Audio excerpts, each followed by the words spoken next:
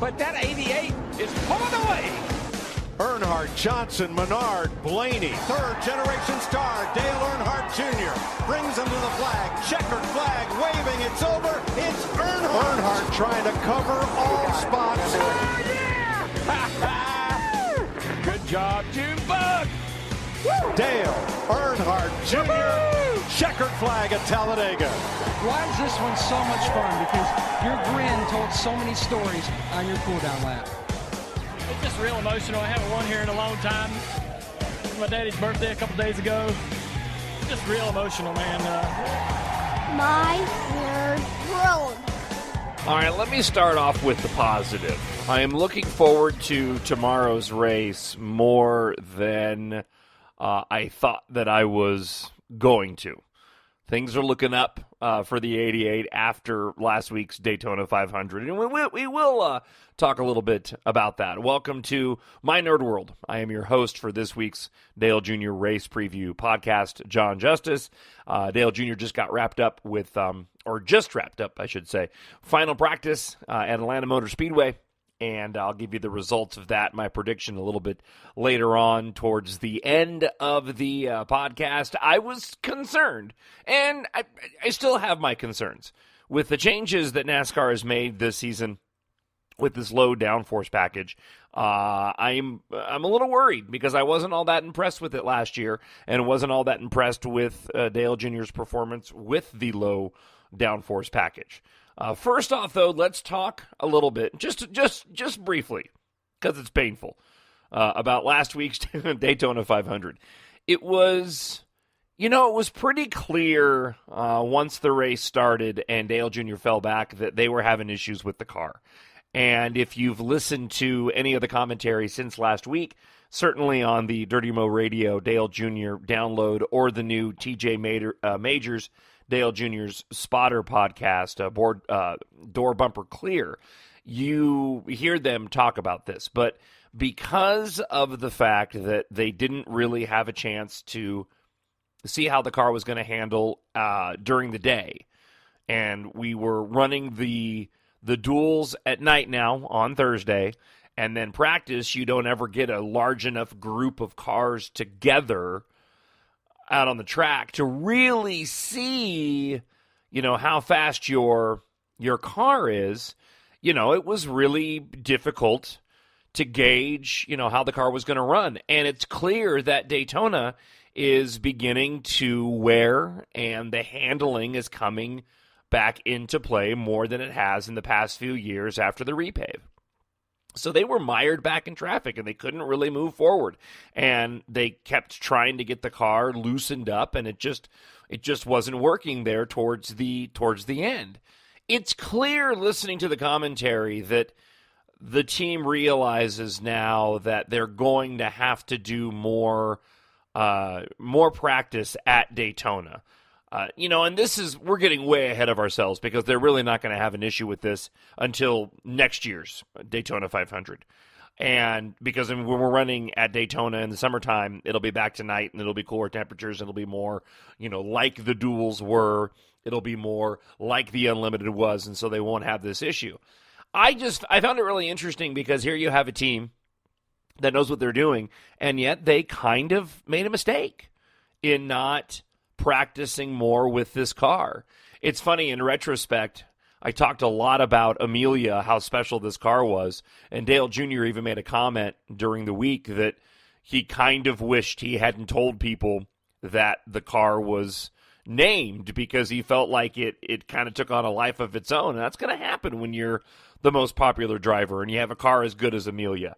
Whether or not Amelia rides again remains to be seen. There was some talk from the team of rebuilding that particular car, but when it comes down to it, their speedway cars are good, and I'm sure they can build another car like it. She had a good run. He hit that wall really hard with that car, and I would imagine they'll probably go and build a new car rather than go and rebuild that one, since Dale Jr. said, really the only reason why they had kept it is because it had been running so well, and usually they build new cars for every race, and they don't usually have cars that carry over for as long as Amelia did. It's clear that Hendrick Motorsports right now, just as a whole, has some catching up to do.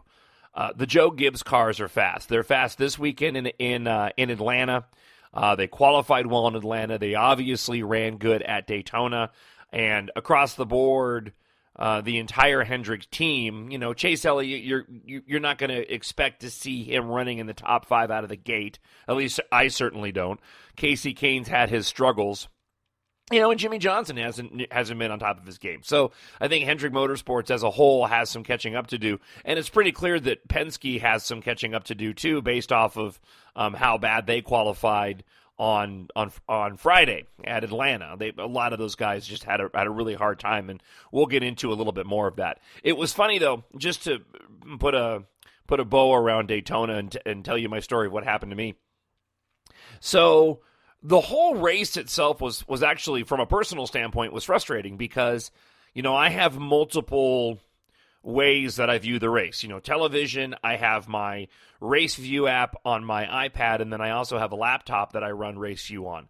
And NASCAR did some update on the online app that required this new upgrade to, this new attachment. And I just for the life of me could not get it to work. I couldn't get the update up on the laptop. As a matter of fact, when I finish the podcast today, I'm going to go and get on that laptop and see if I can't go and correct the problem, because I haven't fixed it yet, and I want to be able to use it tomorrow. So I didn't realize that until right before the race started. So for the first, 10, 15 laps, I was actually fighting my computer, which kind of torqued me off. I should have just let it go. Well, and on top of it, NASCAR screwed up and had the wrong in-car setting for the race. They had it attached to, I think, Michael Waltrip or something like this. And so, as a fan that has his certain set ways that he listens to the race, especially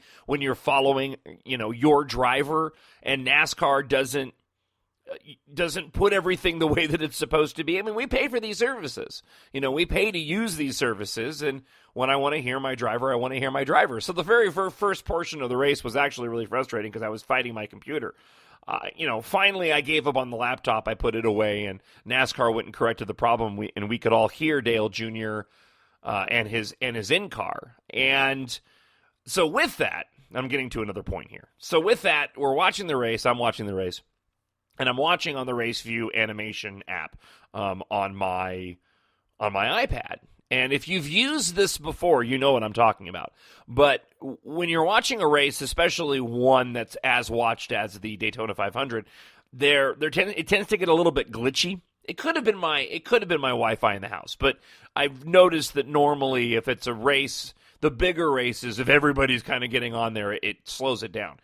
So when it gets glitchy, the animation, the cars on the track, sometimes will slide off the screen, like the car itself that you're following gets stuck, and so it looks like it's flying off into the sky, and then it'll snap back into place.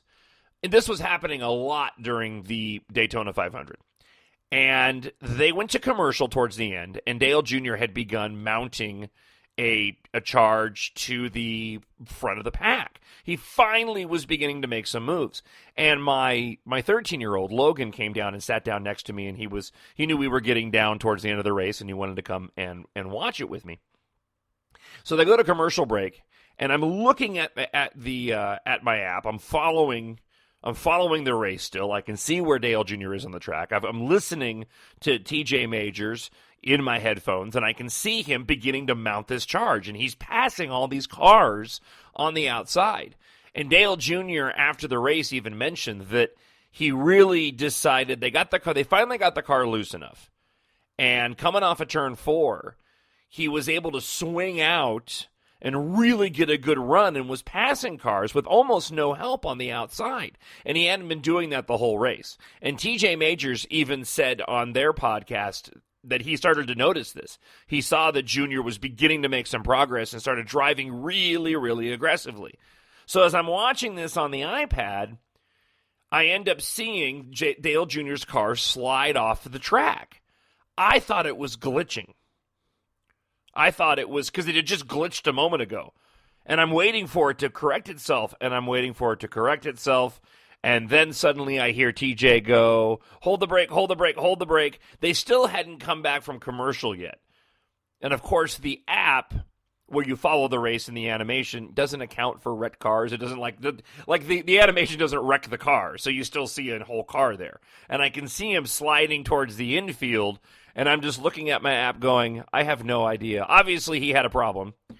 Obviously, something has happened, and I have no clue whether or not the car is destroyed or if he just did what Kevin Harvick did earlier in the race and, happened to slip off the track and was able to save it.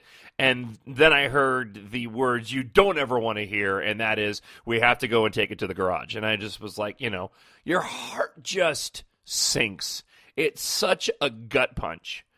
But it was funny because with my son sitting there, he plays his video games, gets all into his world of tanks, and gets so upset when he loses. And I'm watching the television as they come back from break, and I'm thinking to myself, after all this waiting in the offseason just to have Dale Jr. with a winning car have to go and wreck all by himself. And I stopped, and I just put a smile on my face. I said, okay, well, we'll go get him next week. And it really took every fiber of my being to actually go and do that, just because I really wanted to get upset, but I also wanted to do the right thing as a father and try to set an example to my son of these things are just entertainment. They're just fun, even for as big as a fan of Dale Jr. as I am. I'm not going to let this ruin my day. And it was good. It was good for me too, because I didn't want to have my day ruined. And it was nice to see that when Dale Jr. got out of the car, he himself was even smiling a little bit. He understood what had happened, and it was just a dumb mistake on his part. I think he even would admit that. The car just got out from under him, and it happens. My bigger concern was, honestly, after the wreck, the first thing I thought about was, oh man, we're going to Atlanta with this new downforce package, and I really don't know what to expect. And that's it. I'm not kidding. This downforce package has me, or still does, has me concerned, and I'll get to that in a moment. But that's what I was really thinking was, man, I wanted some momentum coming out of Daytona for this team, and we didn't get it. It's hard though when it comes to Daytona and Talladega, though. I mean, you can carry the win with you, but at the same time, these are different types of races. They're obviously not the majority of races that we go to in the season. They're not really good indicators of how your team or how you particularly are going to run the rest of the season. So before we get to Atlanta and what we know so far in my prediction of Atlanta, let's talk a little bit, just briefly, of merchandise. I popped over to NASCAR.com, and sure enough, there's some new gear there. And it's some good-looking stuff, too. If you're into some of the sort of the more lighthearted T-shirts, ones that aren't necessarily like designed around the car, this kind of thing, at NASCAR.com, they have a Dale Earnhardt Jr. black water cooler Dale T-shirt. This is based off of the Nationwide commercial of water cooler Dale. And it's got an image of Dale Jr. on the back with a water cooler. It says Water Cooler Dale, and then it has a small Nationwide and Dale Jr. signature logo on the front. It's kind of a cool shirt. They have a team jacket that's up here now. They have some all-over printed Dale Jr.